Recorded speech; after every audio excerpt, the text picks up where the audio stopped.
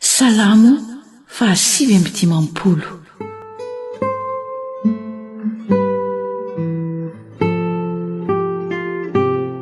Fitaranan'izay misy fahavalo maro mitady hahafaty azy.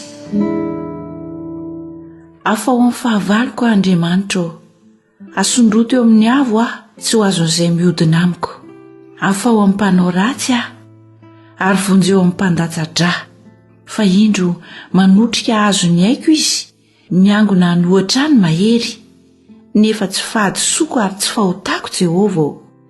Tsy eloko no hiazaka zany sy iomanany, ko mifoaza hitsena ka jereo.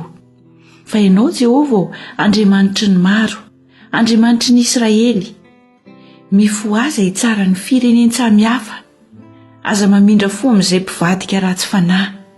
Miverina noho ny hariva ireny ka mierona tahaka ny alika sady mandehandeha ny tanàna. Indro mirezadrezatra amin'ny vavany izy, sabatra no eo amin'ny molony. Fa iza hono no andre? Kanjo ianao Jehovah iome azy. Ianao aneso ny firenena rehetra. Ko noho ny herin'ny reny dia hiandry ianao fa Andriamanitra ny fiarovana avo Andriamanitra izay mamindra fo amiko no hialo Ataon'Andriamanitra faly mijery ny amin'ny fahavaloko Aza mahafaty azy ianao, fandrao hanadino zany ny fireneko. Ampirenireny eo amin'ny firenenao izy, ka ari-paoro Tompo ampinga anay. Ny fahotan'ny vavany dia ny tenin'ny molony.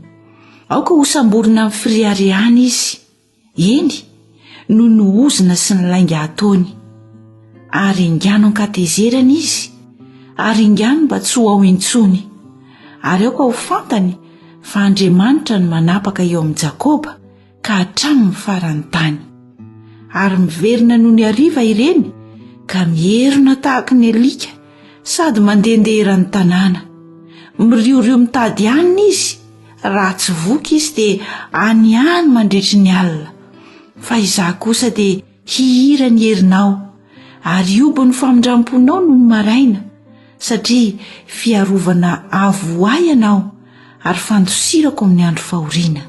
Ry heriko, ianao no ankalazaiko, fa Andriamanitra ny fiarovana avo dia Andriamanitra izay mamindra fo amiko.